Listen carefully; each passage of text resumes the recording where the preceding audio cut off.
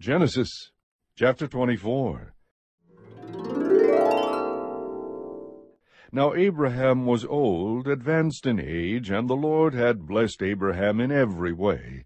Abraham said to his servant, the oldest of his household, who had charge of all that he owned, "Please place your hand under my thigh, and I will make you swear by the Lord, the God of heaven and the God of earth, that you shall not take a wife for my son from the daughters of the Canaanites, among whom I live, but you will go to my country and to my relatives, and take a wife for my son Isaac." The servant said to him, "Suppose the woman is not willing to follow me to this land. Should I take your son back to the land from where you came?" Then Abraham said to him, "Beware that you do not take my son back there. The Lord, the God of heaven, who took me from my father's house, and from the land of my birth, and who spoke to me, and who swore to me, saying, 'To your descendants I will give this land,' he will send his angel before you, and you will take a wife for my son from there.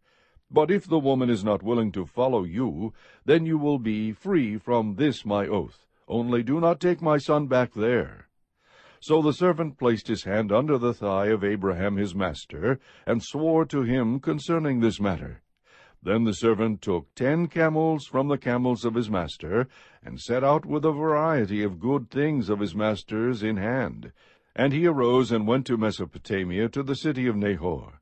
He made the camels kneel down outside the city by the well of water at evening time, the time when women go out to draw water. He said, "O Lord, the God of my master Abraham, please grant me success today, and show loving kindness to my master Abraham. Behold, I am standing by the spring, and the daughters of the men of the city are coming out to draw water.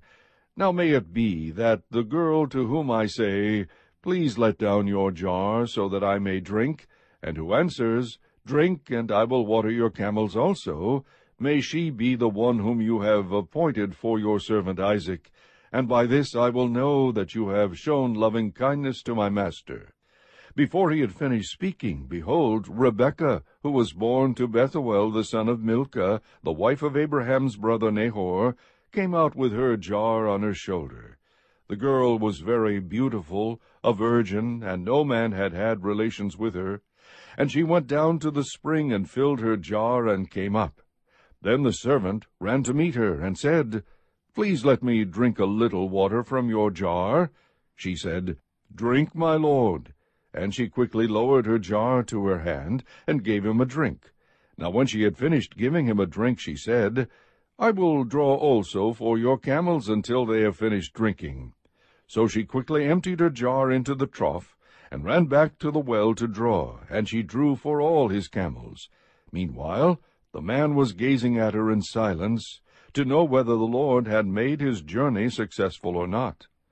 When the camels had finished drinking, the man took a gold ring weighing a half shekel, and 2 bracelets for her wrists weighing 10 shekels in gold, and said, "Whose daughter are you? Please tell me. Is there room for us to lodge in your father's house?" She said to him, "I am the daughter of Bethuel, the son of Milcah, whom she bore to Nahor." Again she said to him, "We have plenty of both straw and feed and room to lodge in." Then the man bowed low and worshipped the Lord. He said, "Blessed be the Lord, the God of my master Abraham, who has not forsaken his loving kindness and his truth toward my master. As for me, the Lord has guided me in the way to the house of my master's brothers." Then the girl ran and told her mother's household about these things. Now Rebekah had a brother whose name was Laban, and Laban ran outside to the man at the spring. When he saw the ring and the bracelets on his sister's wrists, and when he heard the words of Rebekah his sister, saying, "This is what the man said to me," he went to the man, and behold, he was standing by the camels at the spring. And he said, "Come in, blessed of the Lord. Why do you stand outside, since I have prepared the house and a place for the camels?" So the man entered the house. Then Laban unloaded the camels, and he gave straw and feed to the camels, and water to wash his feet and the feet of the men who were with him. But when food was set before him to eat, he said, "I will not eat until I have told my business." And he said, "Speak on." So he said, I am Abraham's servant. The Lord has greatly blessed my master, so that he has become rich, and he has given him flocks and herds, and silver and gold, and servants and maids, and camels and donkeys. Now Sarah my master's wife bore a son to my master in her old age, and he has given him all that he has. My master made me swear, saying, You shall not take a wife for my son from the daughters of the Canaanites, in whose land I live. But you shall go to my father's house and to my relatives, and take a wife for my son. I said to my master, Suppose the woman does not follow me. He said to me, The Lord before whom I have walked will send his angel with you to make your journey successful, and you will take a wife for my son from my relatives and from my father's house. Then you will be free from my oath when you come to my relatives, and if they do not give her to you, you will be free from my oath.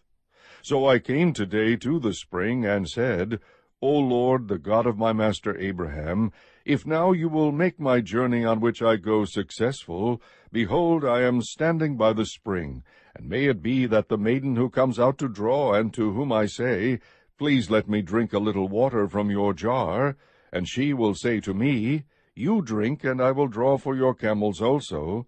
Let her be the woman whom the Lord has appointed for my master's son. Before I had finished speaking in my heart, behold, Rebekah came out with her jar on her shoulder, and went down to the spring and drew. And I said to her, Please let me drink. She quickly lowered her jar from her shoulder, and said, Drink, and I will water your camels also. So I drank, and she watered the camels also. Then I asked her and said, Whose daughter are you? And she said, The daughter of Bethuel, Nahor's son, whom Milcah bore to him. And I put the ring on her nose and the bracelets on her wrists. And I bowed low and worshipped the Lord, and blessed the Lord, the God of my master Abraham, who had guided me in the right way to take the daughter of my master's kinsman for his son. So now, if you are going to deal kindly and truly with my master, tell me, and if not, let me know, that I may turn to the right hand or the left. Then Laban and Bethuel replied, The matter comes from the Lord, so we cannot speak to you bad or good. Here is Rebekah before you. Take her and go, and let her be the wife of your master's son, as the Lord has spoken. When Abraham's servant heard their words, he bowed himself to the ground before the Lord. The servant brought out articles of silver and articles of gold and garments, and gave them to Rebekah. He also gave precious things to her brother and to her mother. Then he and the men who were with him ate and drank, and spent the night. When they arose in the morning, he said, Send me away to my master. But her brother and her mother said, Let the girl stay with us a few days, say 10. Afterward she may go. He said to them, Do not delay me, since the Lord has prospered my way. Send me away that I may go to my master. And they said, We will call the girl and consult her wishes. Then they called Rebekah and said to her, Will you go with this man? And she said, I will go. Thus they sent away their sister Rebekah and her nurse, with Abraham's servant and his men. They blessed Rebekah and said to her, May you, our sister, become thousands of 10,000s, and may your descendants possess the gate of those who hate them. Then Rebekah arose with her maids, and they mounted the camels and followed the man. So the servant took Rebekah and departed. Now Isaac had come from going to Beer-lahai-roi, for he was living in the Negev. Isaac went out to meditate in the field toward evening, and he lifted up his eyes and looked, and behold, camels were coming. Rebekah lifted up her eyes, and when she saw Isaac, she dismounted from the camel.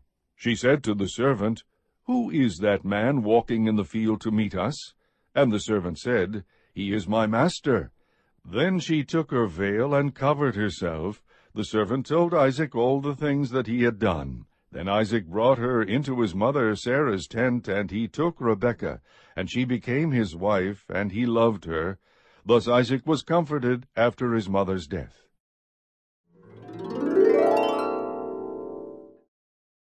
Chapter 25. Now Abraham took another wife, whose name was Keturah.